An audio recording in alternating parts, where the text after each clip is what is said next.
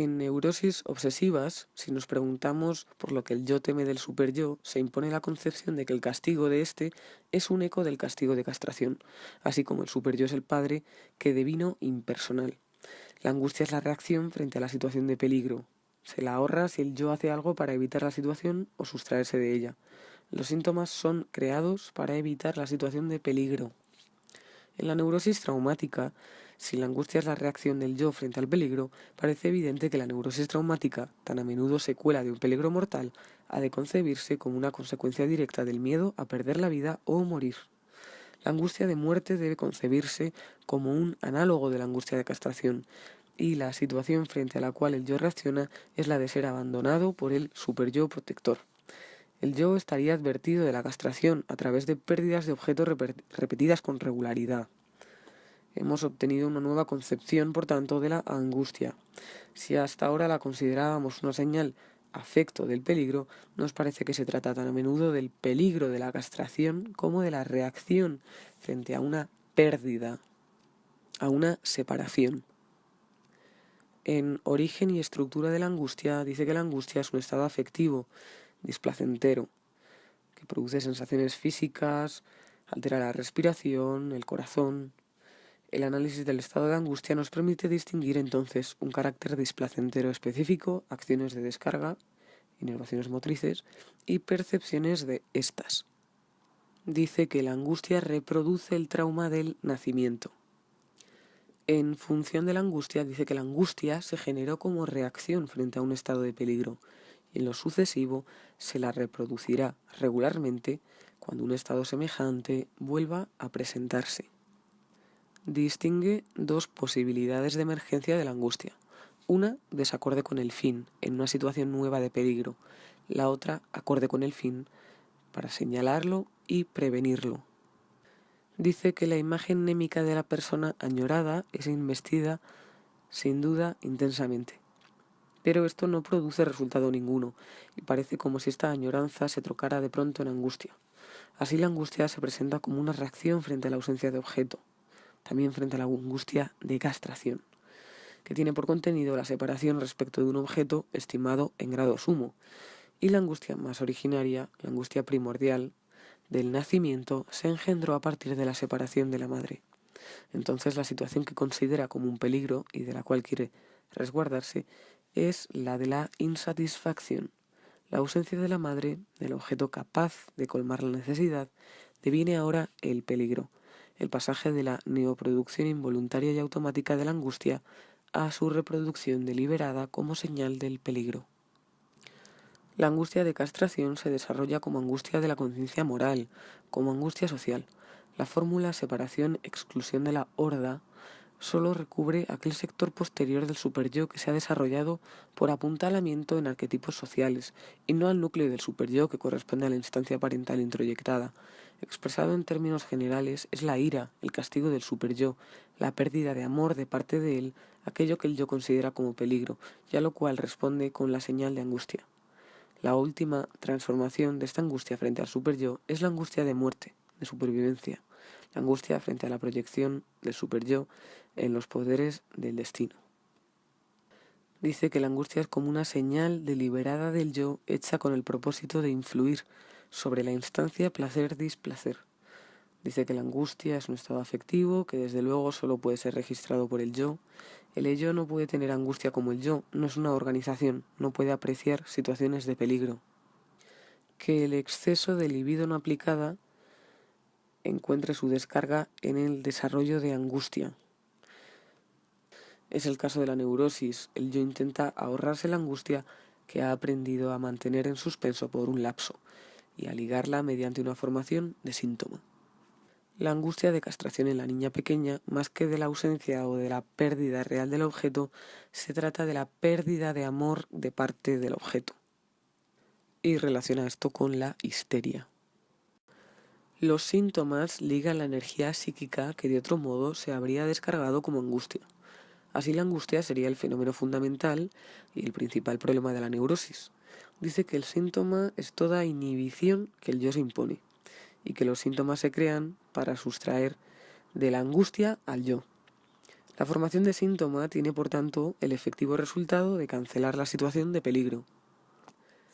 Dice que la formación de síntoma es sinónima de formación sustitutiva. El proceso defensivo es análogo a la huida por la cual el yo se sustrae de un peligro que le amenaza desde afuera y que justamente constituye un intento de huida frente a un peligro pulsional. Dice que los neuróticos se comportan como si todavía subsistieran las antiguas situaciones de peligro, siguen aferrados a todas las condiciones anteriores de angustia, siguen teniendo una conducta infantil frente al peligro y no superan condiciones de angustia perimidas. En crítica a la teoría de Rank dice que quien no pudo dominar los peligros iniciales deberá fracasar también en las situaciones de peligro sexual que luego se le planteen y así será esforzado a la neurosis. En la solución de Freud dice que cuando el yo consigue defenderse de una emoción pulsional peligrosa, por ejemplo mediante el proceso de la represión, sin duda inhibe y daña esta parte del ello, pero simultáneamente le concede una porción de independencia. Dice también que, por tanto, el factor fijador a la represión es la compulsión de repetición del ello inconsciente. En la terapia analítica dice que cuando en el análisis prestamos al yo el auxilio que le permite cancelar sus represiones, él recupera su poder sobre el ello reprimido y puede hacer que las mociones pulsionales discurran como si ya no existieran las antiguas situaciones de peligro. En 3 factores en el origen de la neurosis dice que la consideración por los peligros de la realidad fuerza al yo a ponerse a la defensiva ante ciertas mociones pulsionales del ello, a tratarlas como peligros. Sin embargo, el yo no puede protegerse de peligros pulsionales internos de manera tan eficaz como de una porción de la realidad que le es ajena. Solo puede defenderse del peligro pulsional limitando su propia organización y aviniéndose a la formación de síntoma. En Análisis de las resistencias dice que la resistencia es operada por el yo, que se afirma en sus contrainvestiduras, y distingue las diferentes resistencias yoicas. La primera es la represión, la segunda es la resistencia de transferencia, que reanima como si fuera fresca una represión que meramente debía ser recordada. La tercera es la ganancia de la enfermedad, se basa en la integración del síntoma en el yo, es decir, egosintónico. Corresponde a la renuncia, a renunciar, valga la redundancia, en la renuncia a renunciar a una satisfacción o a un alivio. La cuarta clase de resistencia es la del ello. Acabamos de hacerla responsable de la necesidad de reelaboración en el principio de placer. Y, por último, la del superyo. Parece brotar de la conciencia de culpa o necesidad de castigo. Se opone a todo éxito y, por tanto, también a la curación mediante el análisis. Todo ello referido a la resistencia y a la contrainvestidura. En cuanto a la angustia por transmudación de libido, dice que la angustia sentida a raíz del nacimiento es el arquetipo de un afecto de angustia que debía compartir los destinos de otros afectos, o se reproducía en situaciones análogas a las originarias, o el yo adquiría poder sobre este afecto y él mismo lo reproducía. Que el afecto de angustia es la reacción general frente a la situación de peligro, que el yo tiene la función de producir el afecto de angustia de acuerdo con sus necesidades, y así se atribuían 2 modalidades al origen de la angustia. Una involuntaria, automática, económicamente justificada en cada caso, cuando se había producido una situación de peligro análoga a la del nacimiento, y la otra generada por el yo, cuando una situación así amenazaba solamente y a fin de movilizar su evitación como si fuera una vacuna. El yo se representa, por así decir, vívidamente en la situación de peligro, con la inequívoca tendencia de limitar ese vivenciar penoso a una indicación, a una señal. En cuanto a defensa y represión, dice que la defensa designa de forma general todas las técnicas de las que el yo se vale en sus conflictos que eventualmente llevan a la neurosis, mientras que la represión es un método de defensa particular. En complemento sobre la angustia, dice que la angustia tiene un inequívoco vínculo con la expectativa. Es angustia ante algo. Lleva adherido un carácter de indeterminación, de incertidumbre y ausencia de objeto. Cuando ha hallado un objeto, se sustituye la angustia por el miedo. En angustia realista y angustia neurótica dice que la angustia realista es la que sentimos frente a un peligro. La angustia neurótica, sin embargo, es la que se siente ante un peligro del que no tenemos noticia. Es decir, que la angustia realista es ante un peligro realista, mientras que la angustia neurótica es ante un peligro neurótico, ante un peligro pulsional. Dice que en el peligro realista desarrollamos dos reacciones, la afectiva y la acción protectora. El peligro es notorio y real, objetivo, pero la angustia ante él es desmedida. En este plus, en este de más, se delata el elemento neurótico. La situación de peligro es el desvalimiento material en el caso del peligro realista y psíquico en el del peligro pulsional. Llamemos traumática a una situación de desvalimiento vivenciada. En nuestra autopreservación constituye un importante progreso no esperar a que sobrevenga una de esas situaciones traumáticas de desvalimiento, sino preverla, estar esperándola. Llámese situación de peligro aquella en que se contiene la condición de esa expectativa. En ella se da la señal de angustia. Esto quiere decir, yo tengo la expectativa de que se produzca una situación de desvalimiento, o la situación presente me recuerda a una de las vivencias traumáticas que antes experimenté. Por eso anticipo ese trauma, quiero comportarme como si ya estuviera ahí. La angustia es entonces expectativa del trauma, una repetición mitigada de él. Por tanto, la situación de peligro es la situación de desvalimiento discernida, recordada, esperada. La angustia es la reacción originaria frente al desvalimiento en el trauma, que más tarde es reproducida como señal de socorro en la situación de peligro. El yo, que ha vivenciado pasivamente al trauma, repite, ahora de manera activa, una reproducción de este, con la esperanza de poder guiar de manera autónoma su decurso.